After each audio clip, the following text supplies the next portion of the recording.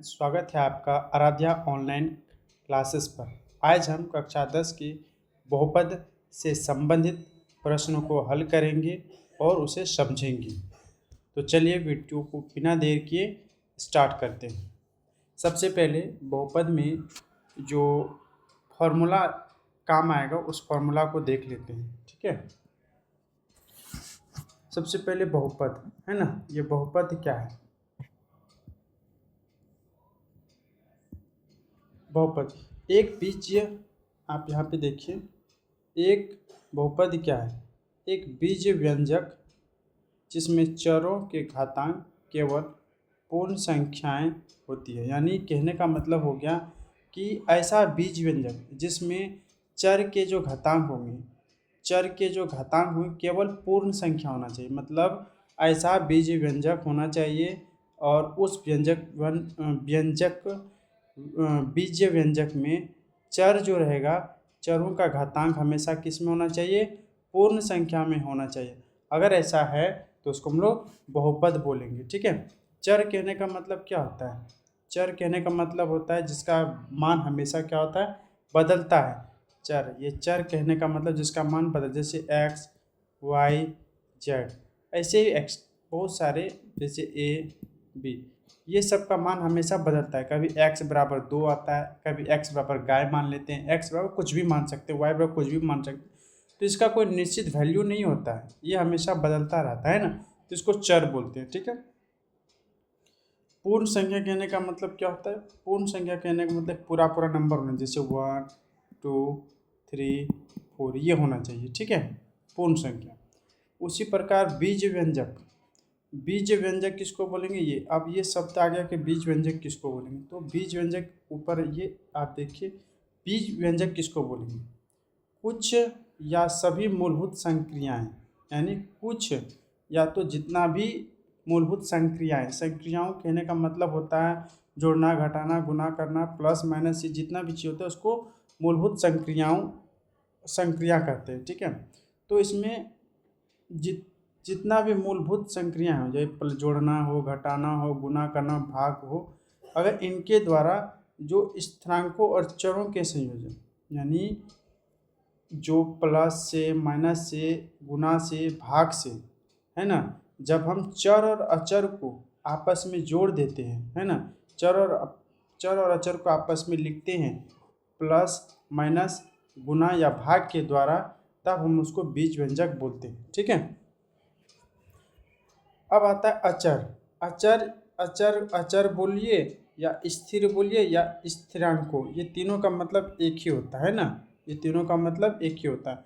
जैसे 1 2 3, इसका वैल्यू कभी नहीं बदलेगा, हमेशा ये वैल्यू फिक्स रहता है, कभी इसका मान बदलेगा नहीं, तो उसको हम लोग अचर बोलते हैं।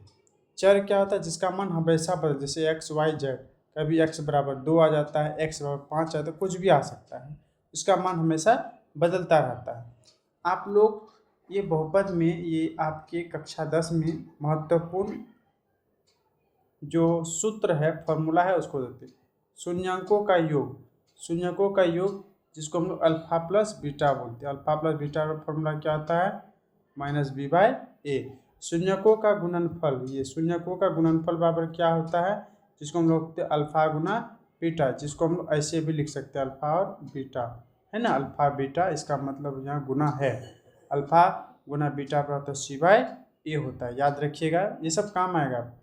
द्विघात बहुपद को किस रूप में लिखा जाता है? x² minus alpha plus beta into x plus alpha गुना बीटा। ठीक है, ये द्विघात का मूल रूप होता है, यानी मूल रूप एग्जाम में कभी पूछा जाता है द्विघात बहुपद के मूल रूप क्या है, तो यही है मूल रूप। द्विघात बहुपद का व्यापक रूप ये होता है ax² bx प्लस c, ये इस रूप में लिखा जाता है द्विघात बहुपद को। ठीक है, त्रिघात बहुपद का ये 3 घात है तो इसको त्रिघात बोलेंगे। तो अल्फा बीटा प्लस गामा बराबर होता है -b/a। Alpha beta gamma plus gamma alpha बराबर होता है c/a। Alpha beta gamma plus gamma alpha बराबर होता है c/a। इन सबको याद रखिए, आगे जाके आपको काम आएगा। अब चलिए हम प्रश्न को हल करते हैं, देखते हैं कैसे बनाते हैं उन फार्मूला का यूज़ करके। यहाँ द्विघात बहुपद है, ये क्या है, द्विघात बहुपद x square plus 7x plus D है। इनके शून्यक ज्ञात करना है। क्या निकालना है, शून्यक निकालना है। शून्यक तो निकालना ही है, साथ में बोला है शून्यक और गुणांकों के बीच के संबंध की सत्यता का जांच, यानी इसका जांच भी करना है, चेक भी करना है कि ये सही है कि नहीं है। तो देखिए कैसे करते हैं। सबसे पहले लिखेंगे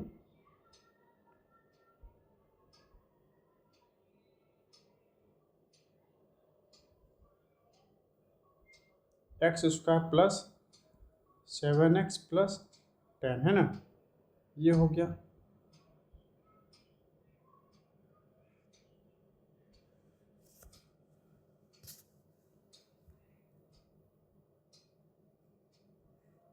यहाँ पे कुछ नहीं मतलब 1 है, यहाँ कुछ नहीं मतलब क्या है 1 है। तो पहला ये हो गया फर्स्ट नंबर पे, ये हो गया सेकेंड नंबर पे और ये हो गया थर्ड नंबर पे, ठीक है। तो पहला गुना तीसरा करेंगे, पहला गुना तीसरा है ना, पहला गुना तीसरा। तो 1 गुना 10 कितना आएगा 10 है ना, 1 गुना 10। पहला और गुना क्या करना है, गुना करना है। पहला और तीसरा को गुना कर दें तो कितना है 1 गुना 10 10। अब 10 को इस तरह से तोड़ना है, जोड़ घटा है ना, इसको या तो प्लस या तो माइनस करके हमको बीच वाला पुराना है, यानी दूसरा वाला पूरा देना है, याद रखिएगा। अब देखो 10 को कैसे तोड़ेंगे कि 7 हो जाए, तो 5 गुना 2 करेंगे, 5 गुना करने पे 10 हो जाना चाहिए, जोड़ने घटाने पे बीच वाला यानी सेकंड वाला आ जाना चाहिए, ठीक है। तो एक बार फिर से समझिए, इसको फिर से हम समझाते हैं, ध्यान से समझिएगा आप लोग।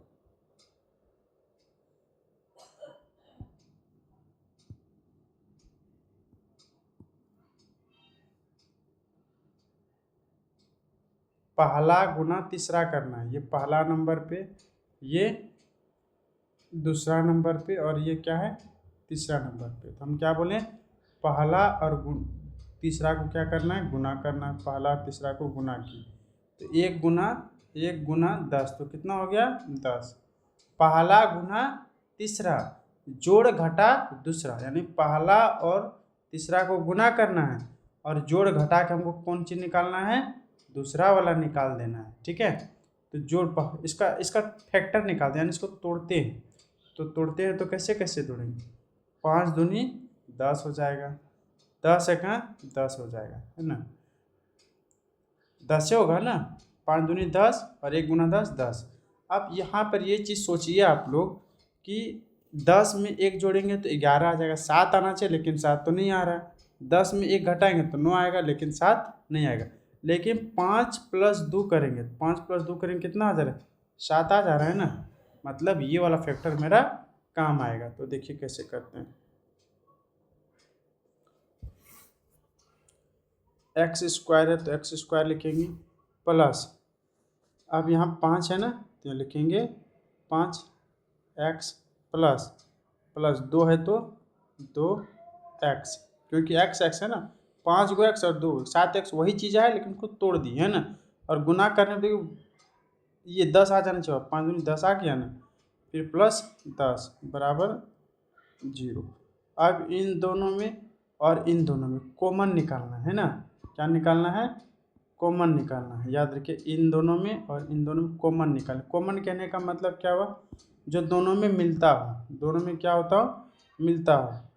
अब देखिए इसके पास भी x है और इसके पास भी x है, लेकिन इसके पास 5 है इसके पास 5 नहीं, यानी दोनों के पास सिर्फ x ही है जो मिल रहा है। तो x को खींच के बाहर कर देंगे, x यहाँ 2 गो x था, x का 2 गो x, 1 x खींच के बाहर कर दी, क्या बचा 1 x बचा, प्लस है तो यहाँ प्लस, और यहाँ पे 1 x था, x तो बाहर ही चला गया, सिर्फ क्या बचा 5 बचा। फिर यहाँ जोड़ है तो यहाँ क्या लिखेंगे जोड़। अब इन दोनों में देखिए यहाँ पे 2 है, 2 से ये भी भाग लग रहा है, ये 2 से ये भी लग रहा है, यानी 2 से 2 बाहर कर देंगे है ना। इसके बाद x है लेकिन इसके पास x नहीं है तो छोड़ देंगे, 2 यहाँ 2 था और 2 तो बाहर ही कर देते, क्या बचा सिर्फ x, प्लस है तो प्लस 2 से भाग 2 पंचे 10 बराबर 0 है ना। इसके बाद अब यहाँ पे देखिए इन दोनों में ये दोनों बराबर आना चाहिए। याद रखिएगा, अगर ये दोनों बराबर नहीं आएगा ना, समझ जाइएगा आपने जो बनाया वो क्या है, गलत है ना। ये दोनों क्या होना चाहिए, बराबर होना चाहिए, है ना।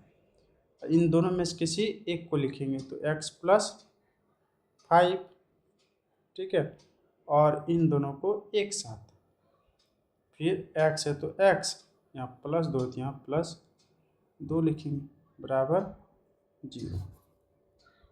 नेक्स्ट फिर अब x+5 शून्य को निकालना है ना, तो बराबर क्या लिखेंगे, 0, इसलिए x प्लस उधर क्या हो गया, -5, ठीक।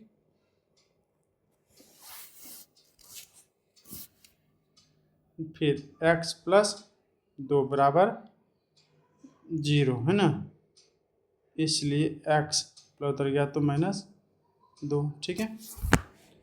अब मान लिया जाए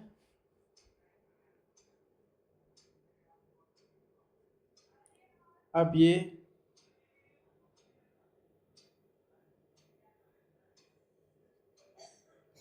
इसलिए इसका शून्य का निकल गया, x बराबर -5 और x बराबर -2 लिखेंगे। अतः शून्य के बराबर,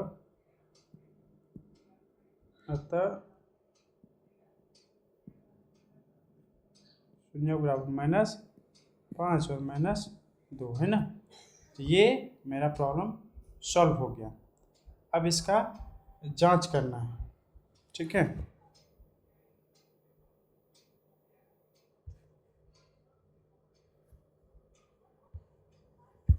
अब हम जांच करेंगे, ठीक है, जो हमने बनाया वो सही है कि नहीं है, ठीक है। तो जांच देखिए कैसे करते हैं। क्या लिखेंगे, जांच, माना एक द्विघात बहुपद,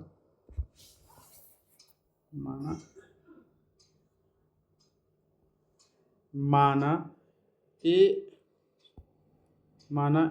ax² plus bx plus c, माना एक द्विघात बहुपद है, द्विघात बहुपद है जिसका शून्यक अल्फा तथा बीटा है ना। अगर ऐसा है, मान लीजिए एक द्विघात बहुपद है जिसका शून्यक अल्फा तथा बीटा है, तब अल्फा तथा बीटा है, तब क्या लिखेंगे, शून्यकों का योग अल्फा प्लस बीटा बराबर क्या होता है, -b/a, है ना। अल्फा, ये मान लिया अल्फा है और ये क्या है, बीटा है, ठीक है। शून्यकों का योग,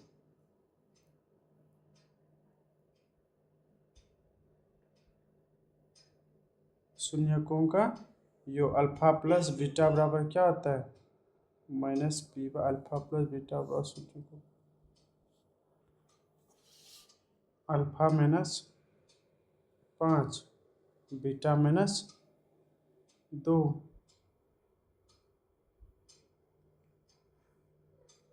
-b/a, है ना।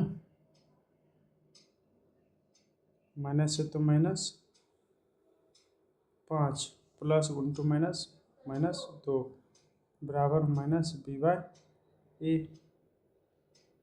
माइनस माइनस प्लस मतलब जोड़ना है 7 बराबर -b/a। अब यहाँ देख 5 बड़ा है कि 2, साइन को मत देखिए, सिर्फ नंबर 5 बड़ा है, इसका माइनस चीज इसलिए यहाँ पे माइनस, यहाँ कुछ नहीं मतलब 1, तो a बराबर कितना हो गया 1, है ना, और b बराबर कितना हो गया, ये है ना, ये माइनस माइनस दोनों कैंसिल, ठीक है। तो ये हो गया। अब देखेंगे अल्फा गुना बीटा, अल्फा गुना बीटा बराबर होता है c/a, तो अल्फा कितना है -5 गुना बीटा कितना है -2 बराबर सी बाय ए, माइनस माइनस प्लस 5 दूनी 10 बराबर सी बाय ए।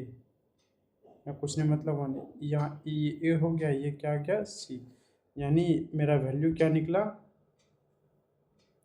ए बराबर 1, बी बराबर कितना है 7 और सी बराबर कितना है 10।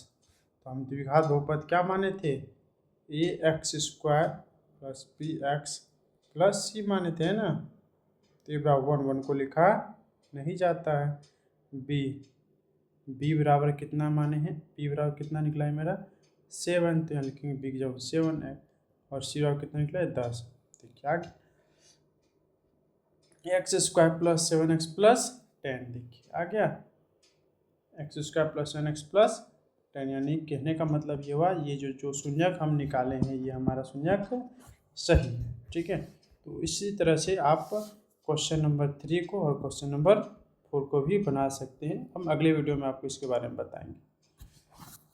अगर आपको ये समझ में आया हो तो मेरे वीडियो को लाइक करें, सब्सक्राइब करें और अपने दोस्तों को शेयर भी करें। और आपको कोई डाउट हो तो कमेंट सेक्शन में कमेंट करें। यह भी हमारी शुरुआत है, नेक्स्ट टाइम में अभी मैंने फर्स्ट टाइम स्टार्ट किया हुआ है, आगे चल के मैं बहुत अच्छा वीडियो बनाऊंगा और बहुत ही आसान शब्दों में आपको समझाऊंगा। ठीक है।